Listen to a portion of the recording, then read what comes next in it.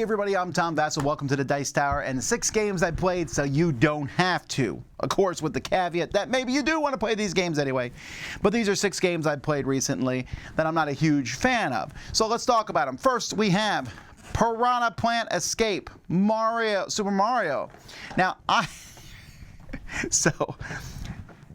my son loves Super Mario, so I thought this would be fun. There's a problem with this game, though.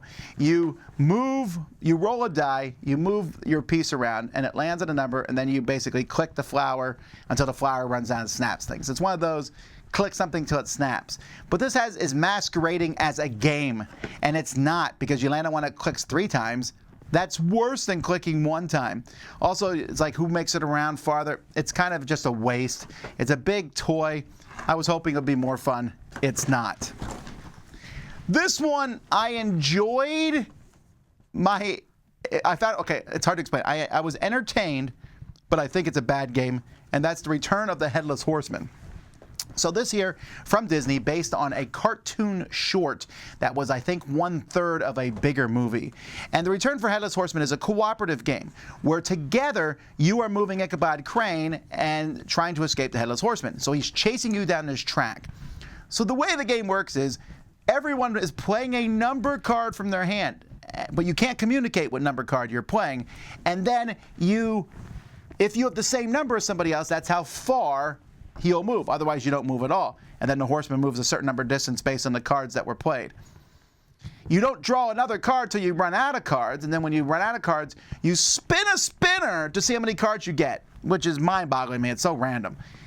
It's so it's funny to see, like, oh, this space is a shortcut. It's 4 ahead. Well, I assume we'll all play 4s. We don't even have to say it out loud. This space is a danger spot. We're not going to go there. It's just funny. But also when you have 1 card in your hand, that's what you play. It is silliness. It's just not a good game. So that's a Return of the Headless Horseman.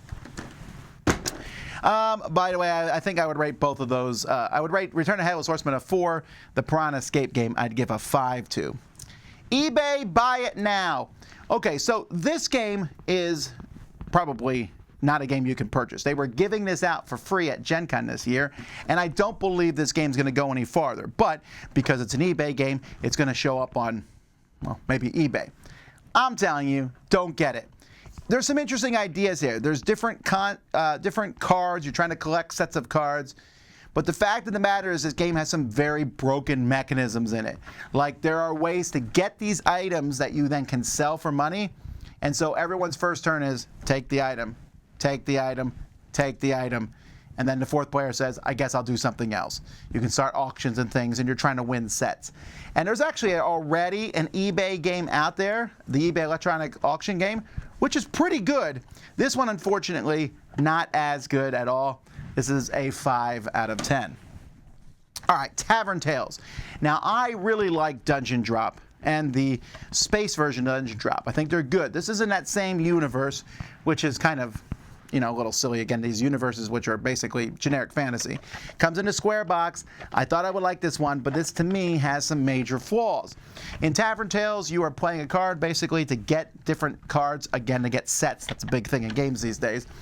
But you play a card from a row, and then someone else plays a card, and if someone else plays a card, they negate your card, and this keeps going around until someone can't play a card. The problem is you have an action of drawing cards or starting essentially a mini auction. It's always better to draw cards, or at least 99% of the time.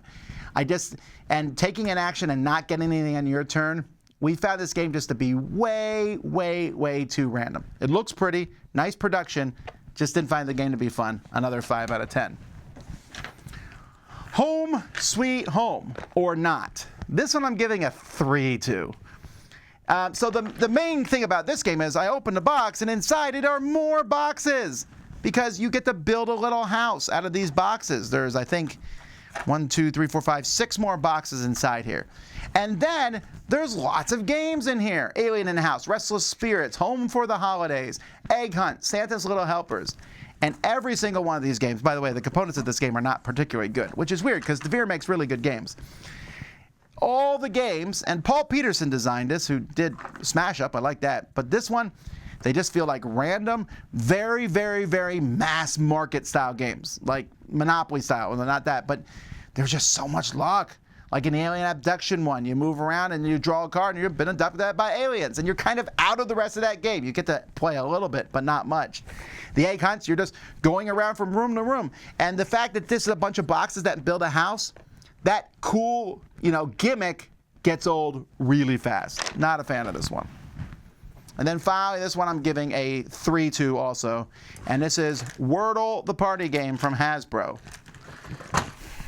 Okay, so Wordle. If you've never played Wordle, then you weren't on, or if you never heard of it, you weren't on the social media in 2021, because everyone who played Wordle would post their Wordle scores. But basically, Wordle is a version of Mastermind with a 5-letter word, where you guess a 5-letter word, and you get a yellow on a letter if it's the right letter in the wrong spot, and a green if it's the right letter and the right spot. And you try to guess it as fast as you can. It's an exercise a lot of people do. In fact, my daughters still play Wordle to this day. They like playing Wordle. So my family, a big fan of Wordle, goes in this, and what is it? Well, it's just Wordle. So the way the game works is I pick a word, and then you all guess, and then I walk around the table, so I guess the game gives you exercise, and place yellow, very bad, yellow and green little squares on top of your words. And then everyone guesses again, and I just keep going, and when you're done guessing, that's how many points you have. You play one time per player, and whoever has the fewest points at the end of the game wins. What does this game offer me other than Wordle? I mean, yes, it's a shared experience, but it's not that good of a shared experience because you don't see what anyone else is doing. Nothing you do affects anyone else. It's like the only difference is you think of the word. And so... also, the rule book clearly mentions many times about the dry erase markers that are in here. They're wet erase. They don't come off any other way. And so it's a messy game with bad components. But hey, Hasbro's going to make some money off this because people are going to buy it. Not me, though. Anyway, those are 6 games. Hey, maybe you think some of these games are fantastic, though. Not a problem. Mention it in the comments. Tell people where I'm wrong. But until next time, I'm Tom Vasel, and these are 6 games I played, so you don't have to.